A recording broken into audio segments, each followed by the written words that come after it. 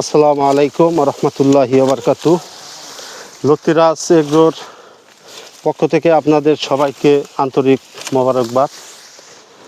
তো দর্শকবৃন্দ, আমরা দেখতেই পাচ্ছেন ঘাস কাটতেছি আমরা। এ হচ্ছে আমাদের ঘাস। এই ঘাস সহ কাটা লাগবে না, হয় যে শোন ঠোন সহ। হ্যাঁ, আচ্ছা, এগুলো তুমি কাটে নিবা? আচ্ছা আচ্ছা, ঠিক আছে। আমার মিলন ভাই কাটবে ওইটি, আমি ঘাস কাটা নিয়ে যাই কাটে।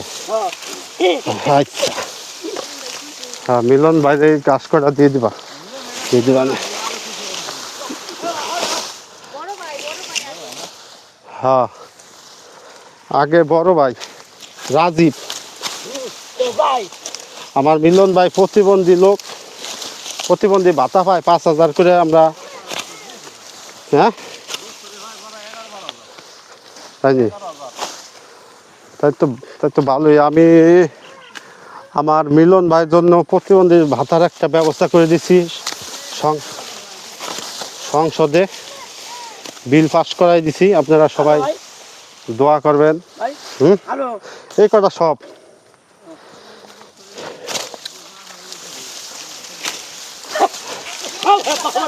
হ্যাঁ, কি তাই নি, তো ভালোই।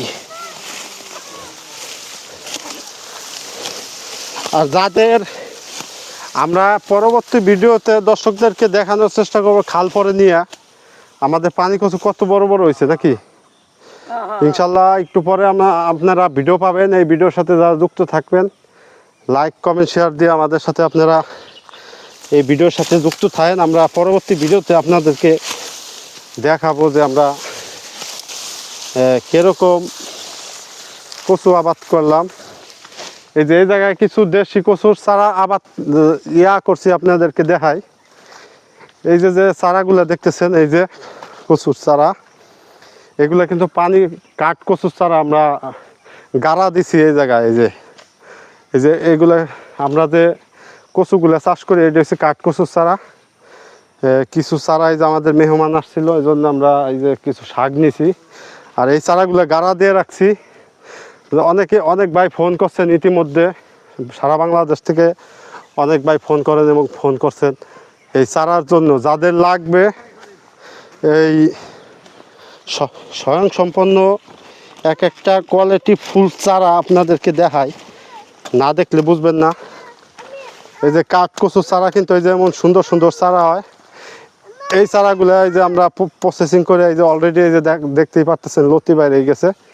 এই চারাগুলো আপনাদেরকে কুরিয়ারের মাধ্যমে আমরা ডেলিভারি করে থাকি এবং পাঠায় থাকি। তো দর্শক, আপনারা আমাদের জন্য দোয়া করবেন, সবাই সুস্থ থাকবেন, ভালো থাকবেন। আর এই চারাগুলা কোয়ালিটি এবং গ্রোথ কীরকম আপনাদের একটু কাছ থেকে দেখায়। এই যে আপনারা দেখতেই পাচ্ছেন, এই যে খুব সুন্দর চারা, এগুলো কিন্তু ভালো ভালো চারা। এই যে গাড়া দিয়ে রাখছি আমরা। তো সম্ভবত আমরা খালের দিয়ে 2 সাইড দিয়ে চাষ করি।